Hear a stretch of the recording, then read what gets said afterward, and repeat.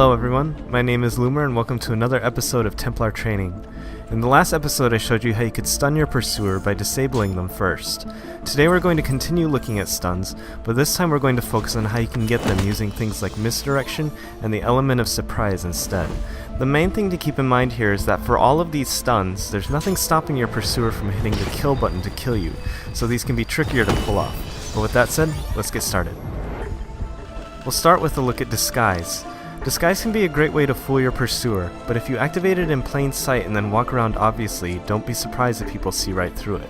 Ideally, you want to use a disguise when you're pretty sure your pursuer can't see you, and then surround yourself with NPCs so that things like line of sight are less likely to give you away. If you're in a blend group in a mode like Deathmatch, it can be extremely difficult for you to be identified without the use of an ability, letting you easily get the stun. The disguise also doesn't wear off until the end of a stun animation, so if you're really quick you might even be able to pull off 2 stuns against newer players before they have a chance to realize who you are.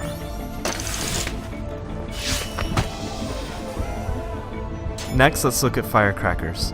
Firecrackers will partially blind and blur your pursuer's vision, and it will also clear their lock on you as well. Now, approaching them head-on will probably still get you killed, since they might be blindly mashing the kill button in front of them. This means you'll want to quickly circle around while they're disoriented, which should get you the stun. If you take too long to circle around, they might end up accidentally killing an NPC first, although due to lag it's also possible to stun them at the same time that they kill an NPC. Next up is Bodyguard. A bodyguard will normally seek out your pursuer and stun them, but you won't get any points for it, and it won't count towards your variety or kill streak either, so that's not really what you want. Instead, you can sometimes use the movement of a bodyguard as a distraction and cover, allowing you to work in a real stun. Now, you can use the same technique with a decoy as well. Decoys will always run towards a locked persona, so I'm going to use this to send the decoy off in this direction, and you can see how my pursuer's attention is immediately focused on the running persona, allowing me to sneak in the stun.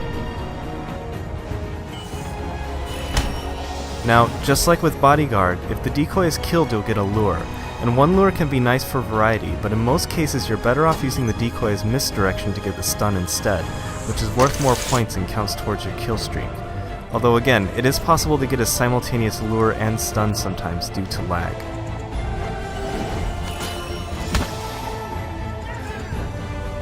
Finally, we'll take a quick look at Morph. Morph groups can be tough to pick apart, so most people won't be hitting the kill button as they try to decide who their target is.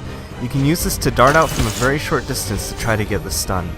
Now, this can apply not just to Morph groups, but also sometimes to just normal blend groups as well.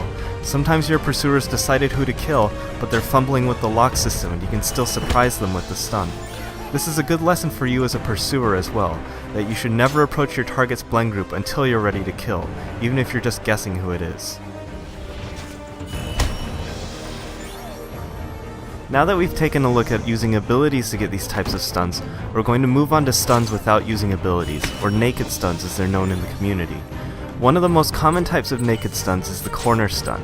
The basic idea is that you wait around a corner from your pursuer, and then quickly dart out and surprise them with a stun before they have a chance to see you and hit the kill button. Now, corner stuns rely on your pursuer not knowing that you're lying in wait for them, so make sure that any lock they have on you has worn off, which takes 3 seconds after breaking line of sight, or 5 seconds with the sentry perk. Also, try to wait around corners that have blend groups nearby that your pursuer might think you're hiding in, and try to wait in spots that make them curve around to get to you. The more your pursuer has to make a U-turn to reach you, the less likely they are to see you before you try to stun them. In general, anytime you can tell that your pursuer doesn't see you is a good opportunity for a naked stun. In this example, I noticed my pursuer, and I'm pretty sure she doesn't see me behind this panel.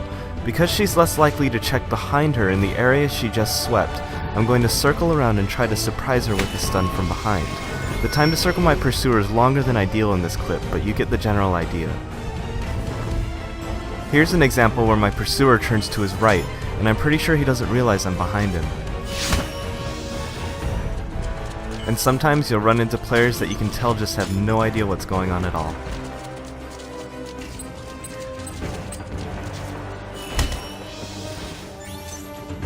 Finally, even if your pursuer has seen you, you can sometimes still get the naked stun on them if they're really new and you rush up to surprise them before they're hitting the kill button, especially if you're initially walking or running away from them.